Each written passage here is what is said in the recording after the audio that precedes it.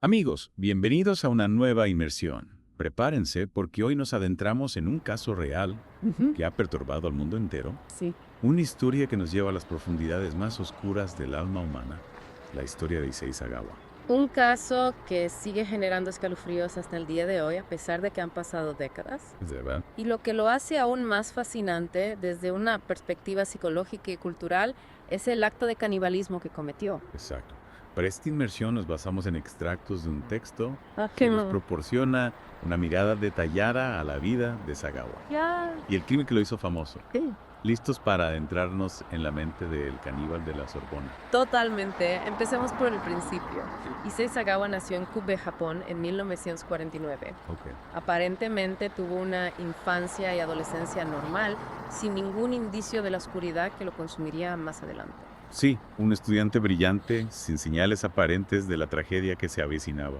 Pero si miramos con atención, ya desde temprana edad podemos encontrar una obsesión que comienza a tomar forma. Te refieres a su obsesión por las mujeres occidentales, ¿verdad? Es exactamente una obsesión que se intensificó durante su estancia en París, Ya. donde se trasladó para estudiar literatura inglesa en la prestigiosa Universidad de la Sorbona.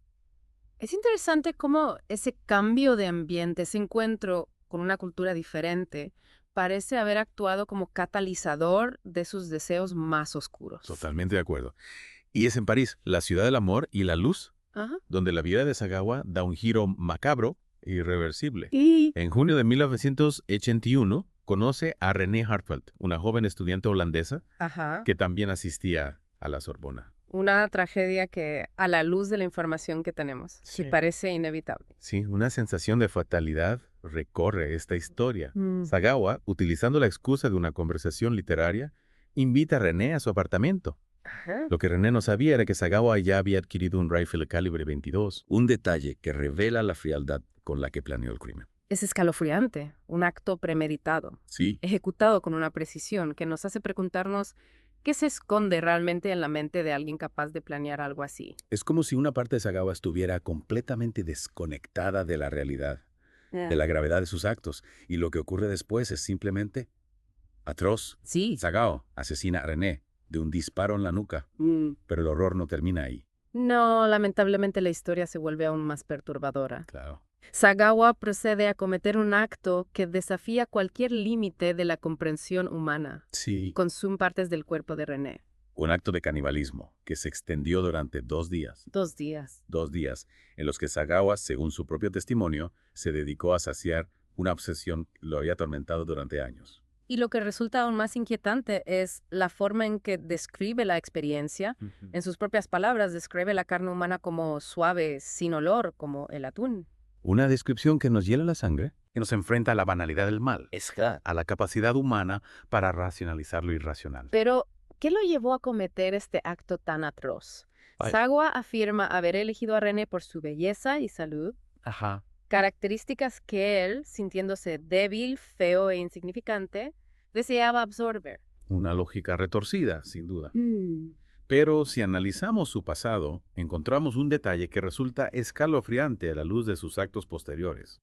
En sus memorias, Sagawa relata un sueño recurrente de su infancia. ¿Te refieres al sueño en el que sus padres cocinaban y servían a su hermano menor en una olla? Exacto, un simbolismo macabro que con el paso del tiempo Increíble. adquiere una dimensión aterradora. Es como si ese sueño hubiera plantado una semilla oscura en su subconsciente. Sí, Una semilla que germinó con el tiempo y lo llevó a cometer este acto abominable. es posible. La mente humana es un laberinto complejo, Totalmente. lleno de rincones oscuros que a veces ni siquiera nosotros mismos comprendemos. Después de cometer el crimen, Sagawa intenta deshacerse del cuerpo de René en el bosque de Boulogne, pero es descubierto y arrestado por la policía francesa. Un giro del destino que pone fin a su macabro festín, pero que también abre un nuevo capítulo en esta historia.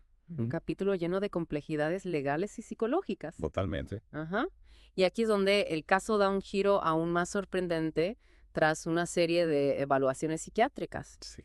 Sagawa es declarado legalmente loco e incapaz de ser juzgado. Una decisión que generó mucha controversia en su momento. ¿Cómo puede alguien que comete un acto tan atroz ser considerado legalmente irresponsable? Es una pregunta compleja que nos lleva al corazón del debate sobre la responsabilidad penal Claro. y la naturaleza de la locura. En el caso de Sagawa, los expertos determinaron que sufrió una grave enfermedad mental que le impedía comprender la naturaleza y las consecuencias de sus actos. Entiendo. Pero aún así resulta difícil aceptar que alguien capaz de planear un crimen con tanta frialdad pueda ser considerado inimputable. Claro, la indignación es comprensible.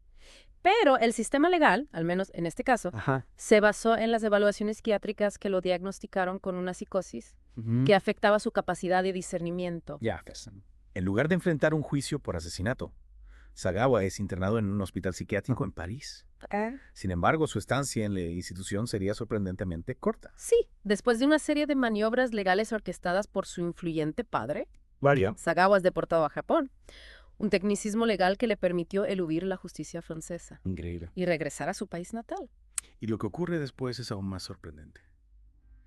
Sagawa no solo evade la prisión, sino que se convierte en una figura mediática. Es difícil de creer, ¿verdad? Ya. Pero es así. Sagawa participa en programas de televisión, ¿En serio? concede entrevistas, No. escribe libros, Increíble. incluso actúa en una película. Es como si la sociedad, en lugar de condenarlo por sus actos, se sintiera fascinada por su historia. ¿A qué crees que se debe esta fascinación por macabro? Es una pregunta interesante. Tal vez en lo más profundo de nuestro ser existe una curiosidad morbosa por lo prohibido, por aquello que nos horroriza y nos atrae al mismo tiempo. Y Sagawa, con su historia de canibalismo y su aparente falta de remordimiento, se convirtió en una especie de imán para esa curiosidad. Exacto.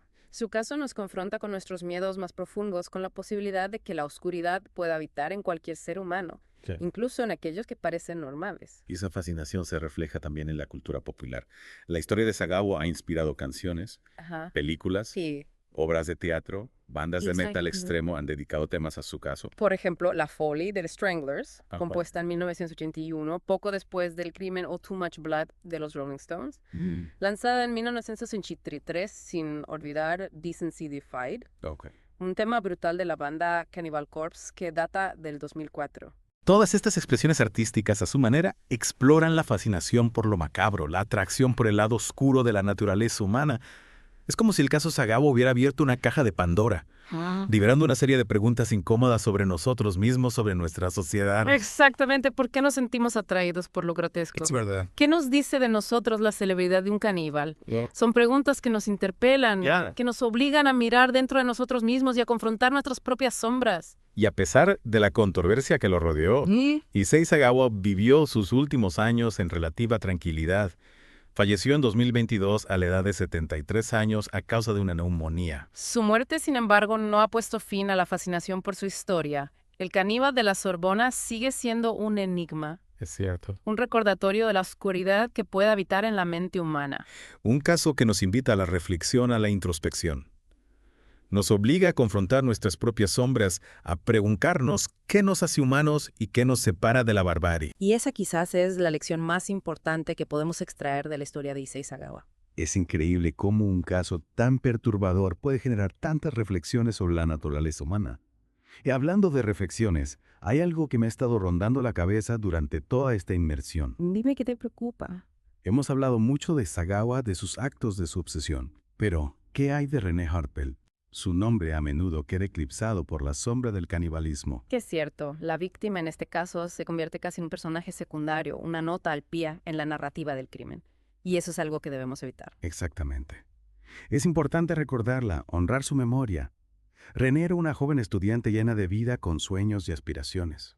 Una vida que le fue arrebatada de la forma más brutal imaginable. Totalmente. Y su historia nos recuerda que detrás de cada crimen hay una víctima, un ser humano que merece ser recordado, que no debe ser olvidado. Es fácil perderse en los detalles escabrosos del caso, en el morbo que genera la figura del caníbal. Pero no debemos olvidar nunca el costo humano de esta tragedia. Estoy de acuerdo. La búsqueda de la comprensión del análisis psicológico del criminal no debe hacernos olvidar la empatía, el dolor de la víctima y sus seres queridos.